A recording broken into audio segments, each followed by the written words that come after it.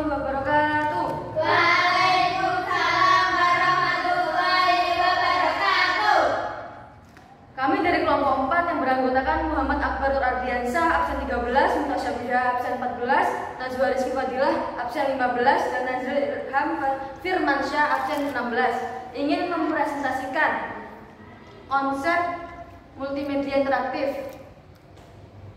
Yang pertama ada konsep perancangan multimedia interaktif, yang kedua ada konsep flowchart multimedia interaktif, dan yang ketiga ada konsep storyboard multimedia interaktif, dan yang terakhir adalah jenis struktur navigasi. Untuk yang pertama, konsep perancangan multimedia interaktif. Dalam konsep perancangan multimedia interaktif terdapat 6 tahapan, yaitu tahap konsep, perencanaan, pengumpulan bahan, pembuatan, uji coba, dan distribusi. Tahapan perancangan atau desain adalah tahap pembuatan spesifikasi mengenai arsitektur program, gaya, tampilan, dan kebutuhan material atau bahan untuk program.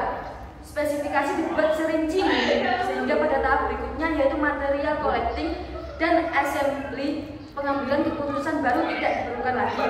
Cukup menggunakan keputusan yang sudah ditentukan pada tahap ini. Meskipun demikian, pada pekerjaan proyek pada tahap awal sering mengalami penambahan bahan atau pengurangan bagian aplikasi atau perubahan lain. Tahap ini biasanya menggunakan storyboard untuk menggambarkan deskripsi tiap scene dengan mencantumkan semua objek multimedia dan tautan ke scene lain dan bagian alir atau flowchart untuk menggambarkan aliran dari satu scene ke scene yang lain. Pembuatan storyboard dapat menggunakan cara pembuatan film atau animasi, atau dapat menggunakan cara pembuatan storyboard di multimedia yang hanya menggunakan teks saja. Pada bagian alir dapat dilihat komponen yang terdapat dalam suatu scene dalam penjelasan yang diperlukan.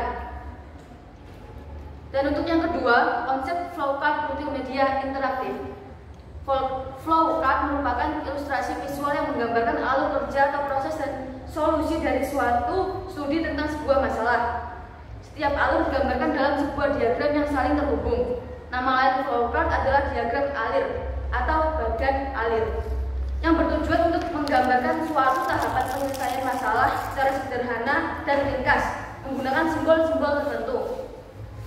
Masing-masing simbol tersebut memiliki makna yang berbeda. Untuk menjelaskan setiap alur atau langkah yang dilakukan, flowchart bisa dibikin melalui beberapa software seperti Microsoft Office, Word, Microsoft Office PowerPoint, atau beberapa situs khusus membuat flowchart seperti Lucidchart atau Gradly.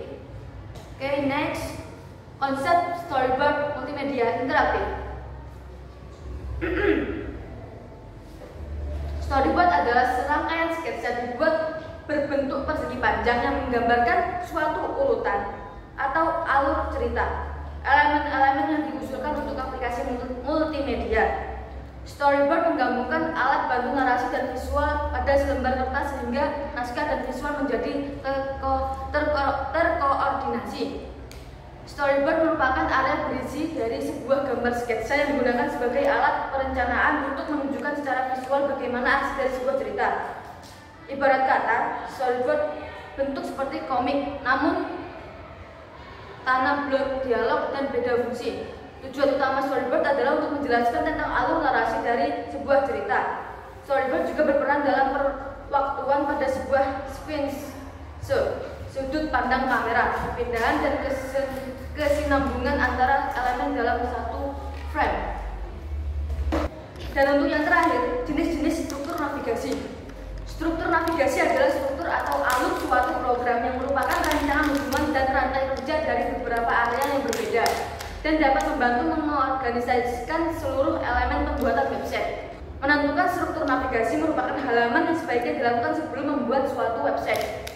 Ada 4 macam bentuk dasar dari struktur navigasi yang bisa digunakan dalam proses pembuatan website, yaitu yang pertama struktur navigasi linear, non-linear, hierarki, dan composite atau campuran.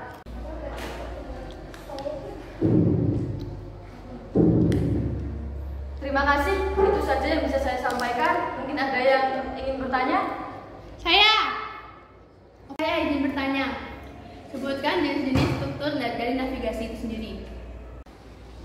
Oke, saya akan menjawab pertanyaan dari Suci. Jenis-jenis struktur navigasi. Struktur navigasi sendiri ada 4, yaitu struktur navigasi linear, non-linear, hierarki, dan komposit atau campuran. Dan mungkin ada yang akan bertanya lagi? Tidak. Pertanyaan, dalam flowchart simbol persegi panjang melambangkan apa? Oke, saya akan menjawab pertanyaan dari Niki. Dalam flowchart simbol persegi panjang melambangkan apa? Dalam flowchart persegi panjang melambangkan proses, yaitu simbol yang menunjukkan pengolahan yang dilakukan oleh komputer. Ya, itu yang bisa saya jawab. Bisa diterima? Bisa. Oke. Mungkin ada yang mau ditanya lagi? Tidak. Kalau tidak ada, saya akhiri presentasi ini. Terima kasih banyak. Wassalamualaikum warahmatullahi wabarakatuh.